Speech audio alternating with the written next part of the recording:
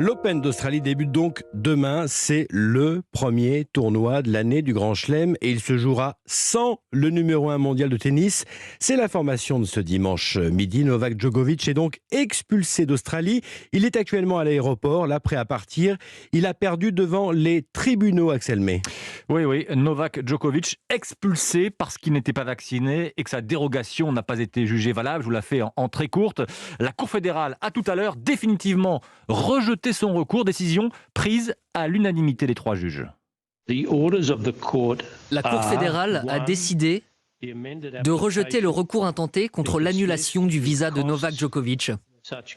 Elle rejette également le recours contre son expulsion du pays. Voilà, alors on va guetter évidemment l'image de Djokovic entrant dans l'avion qu'il expulse de Melbourne. Auparavant, il y avait eu ces images dans une voiture quand il quittait le centre de rétention administrative où il était revenu la nuit dernière. Derrière son masque, on voyait ses yeux, son regard noir, les photographes qui étaient agglutinés autour de la voiture. L'ITF, la Fédération internationale de tennis, et l'ATP prennent acte de la décision quant à l'Open d'Australie. Il va commencer effectivement demain et le numéro 1 mondial, non seulement ne pourra pas défendre son titre, mais en plus, il pourrait perdre son rang de numéro 1 si jamais, par exemple, Medvedev, le Russe, le numéro 2, remportait le tournoi. Axel May du service des sports d'Europe 1. Merci beaucoup, Axel. Communiqué bien sûr de Novak Djokovic qui se dit bien sûr extrêmement déçu. Écoutez également la réaction de ses supporters à Melbourne. Ce n'est pas ça une démocratie, n'est-ce pas ?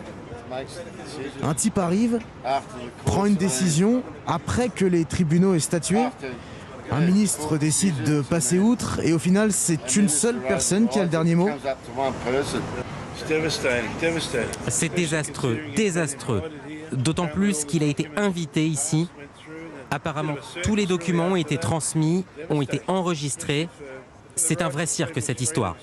Voilà pour les réactions des supporters à Melbourne. Ce qu'on va garder de ce feuilleton, c'est qu'il a très vraisemblablement menti aux autorités, menti au monde entier, Wilfried de Villers. Oui, la défense de Novak Djokovic s'est effritée au fil des révélations sur ses mensonges ou ses oublis, comme il les appelle.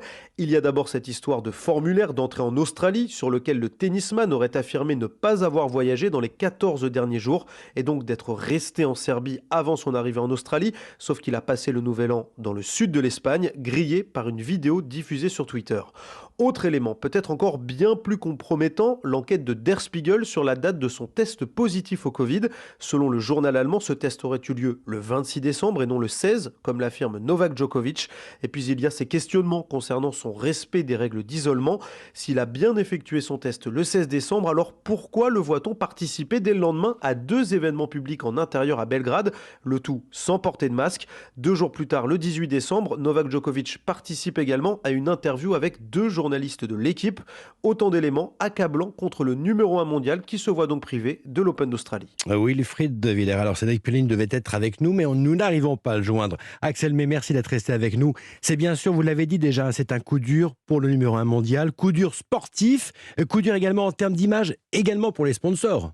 Oui, parce que déjà, son image, il a toujours eu le sentiment, sans doute à raison, d'être le mal-aimé du tennis par rapport aux stars que sont les autres stars, Federer et Nadal. On le rappelle, les 3 ont chacun 20 titres du Grand Chelem. Lors du dernier US Open qu'il avait perdu, le public l'avait, vous savez, c'est le public qui soutient le perdant, le public l'avait soutenu, il avait remercié le public pour son amour, on s'était dit lui-même, ça y est, j'ai enfin cet amour du public. Là, tout va partir évidemment en éclats. Les sponsors sans doute vont se poser des questions, est-ce qu'on peut continuer à soutenir Djokovic? Surtout qu'en Australie, il risque 3 ans de la part des autorités, 3 ans sans pouvoir revenir, ce qui veut dire évidemment ne pas pouvoir avoir un nouveau titre là-bas. Dernier point, Axel May, j'imagine que cette nouvelle fait du bien, on l'imagine, aller à son rival Rafael Nadal. Alors, sur le ton de l'humour, Rafael Nadal avait expliqué, quand la procédure était en cours, à titre personnel, j'aimerais évidemment qu'il ne soit pas là, même si sportivement, oui, il faut qu'il soit là, le numéro 1 mondial. Donc oui, je vous parlais tout à l'heure de Medvedev, le Russe, vainqueur de l'US Open en septembre dernier, qui fait partie des favoris, mais Nadal, il aime bien l'Australie aussi, et effectivement, si jamais il venait à s'imposer, il y aurait une nouvelle polémique en disant, il a gagné Nadal son 21e titre du Grand Chelem, alors que Djokovic n'était pas là. Axel May du service des sports d'Europe. Un grand merci, Axel.